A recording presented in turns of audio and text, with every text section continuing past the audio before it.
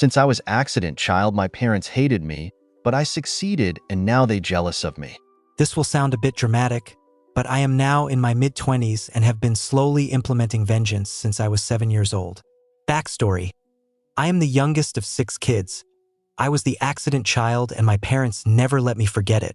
My siblings would join in with making fun of me when they realized how my parents felt. A lot happened to me because of those people, but that is the simple background of it. I developed a lot of mental issues due to their mental abuse. When I was 7 years old, I heard a quote stating that the best revenge is living well, but being a child, I took that the wrong way and thought to myself that I would make myself better than all of them put together and then they would be forever jealous of me, but I would never help them.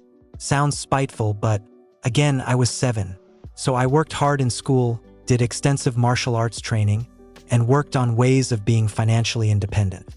By the time I left the house, just after my 24th birthday, I was a published author, had a master's degree I got at 23, modeled multiple times, owned my own home without any assistance, was well known and well liked in the area the family moved, was an accomplished martial artist, and had multiple sources of income. I was doing well. On the other hand, my 2 sisters, the golden children, were not. They are now always unpleasant to me and multiple people have told me they are jealous of me. But of course they never say it to my face. I still feel the satisfaction though of knowing that my hard work paid off and they know they could never catch up to me. I am living a better life and avoid my family as much as I can.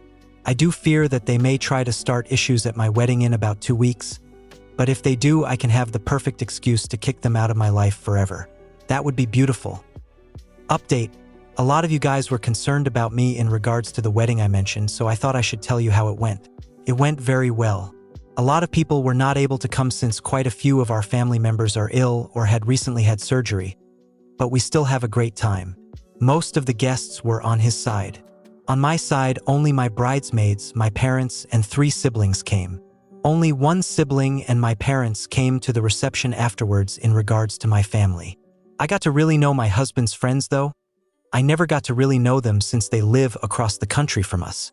And after the wedding, I told them about some of the stuff I mentioned here, and they said a lot of the things you guys said. Cut contact fully. I talked with my husband about it, saying I wanted to do that completely once we move, but he said maybe do low contact so that I can still stay in contact with my niece and nephews, which will be pretty much my only reason to talk to my family, but I'll be across the country so they won't be able to control me no matter how hard they try. A lot of you guys were concerned that my family would do something terrible. They did do something, but nothing too dramatic. While doing the father-daughter dance, my dad whispered to me that it took a long time for me to get to this point, that they were starting to get worried that it would never happen, and pretty much implying I was an old maid. Note: my husband and I were technically already married by this point since we did a courthouse marriage about a year ago and just did the church wedding this weekend as something for the families to be a part of. So I was technically married at 26 and was church married at 27, which is slightly below the average marriage age of women in my country. And then when people made speeches, my dad pretty much just talked about how he already has a few grandchildren but wants more, so get a move on with that. It was very demeaning, but my husband's friends and family made everything better.